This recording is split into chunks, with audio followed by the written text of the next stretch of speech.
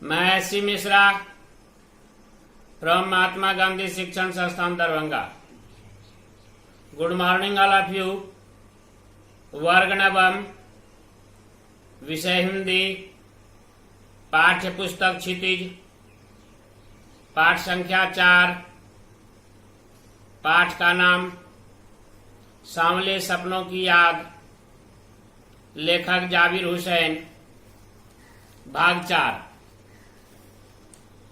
हर सुबह सूरज निकलने से पहले जब पतली गलियों से उत्साह भरी भीड़ नदी की ओर बढ़ती है तो लगता है जैसे उस भीड़ को चीरकर अचानक कोई सामने आएगा और बंसी की आवाज पर सब किसी के कदम थम जाएंगे। हर शाम सूरज ढलने से पहले जब वाटिका का माली सैलानियों को हिदायत देगा तो लगता है जैसे बस कुछ ही क्षणों में वो कहीं से आ टपकेगा और संगीत का जादू वाटिका के भरे पूरे माहौल पर छा जाएगा। वृंदावन कभी कृष्ण की बांसुरी के जादू से खाली हुआ है क्या?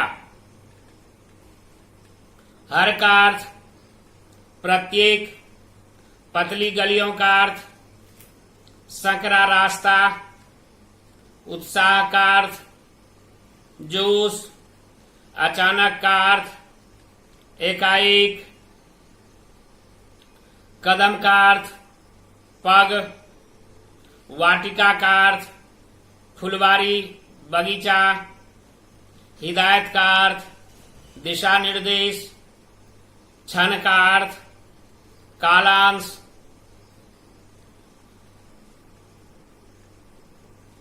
प्रस्तुत पंक्ति द्वारा लेखक महोदय जाबिर हुसैन साहब यह कहना चाहते हैं कि जिस प्रकार वृंदावन कभी कृष्ण के उपस्थिति के बिना नहीं रह सकता, उनकी अनुपस्थिति से वृंदावन का अस्तित्व समाप्त हो जाएगा,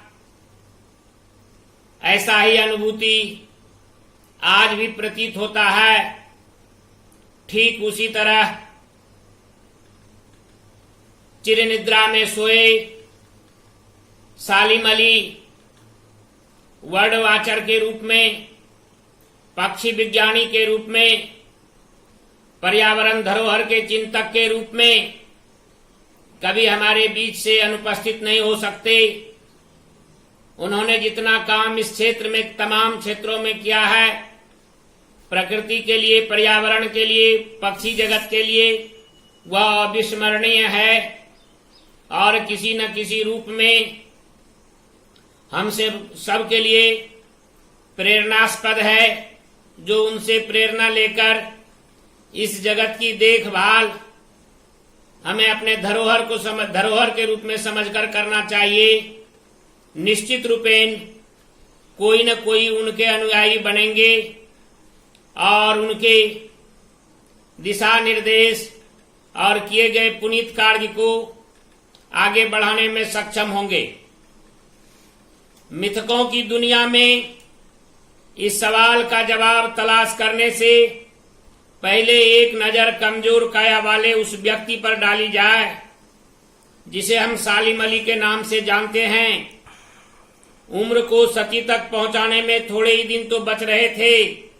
संभव है लंबी यात्राओं की थकान ने उनके शरीर को कमजोर कर दिया हो और कैंसर जैसी जानलेवा बीमारी उनकी मौत का कारण बनी हो, लेकिन अंतिम समय तक मौत उनकी आंखों से वह रोशनी छीनने में सफल नहीं हुई जो पक्षियों की तलाश और उनकी हिफाजत के प्रति समर्पित थी।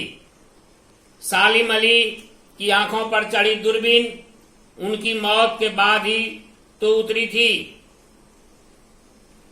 तलाश का अर्थ खोज, काया का अर्थ शरीर, सती का अर्थ 100 वर्षों का समूह।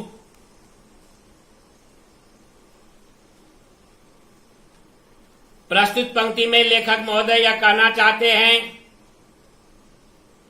कि मिथिकों की इस दुनिया में सवाल का जवाब खोजने से पहले एक नजर उस व्यक्ति पर डाली जाए जो शरीर से कमजोर सालिम अली के नाम से जाने जाते थे, अपनी उम्र को 100 वर्ष के करीब आसपास पहुंचाने वाले व्यक्ति भी उस क्षण में अपने आप को पराजित सेनानी घोषित करने से पहले हार मानने के लिए तैयार नहीं थे और लगातार पक्षियों के बारे में जानकारी हासिल करने के लिए दूरबीन लिए फिरते रहते थे, घाटी में, वादी में, यत्र तत्र सर्वत्र।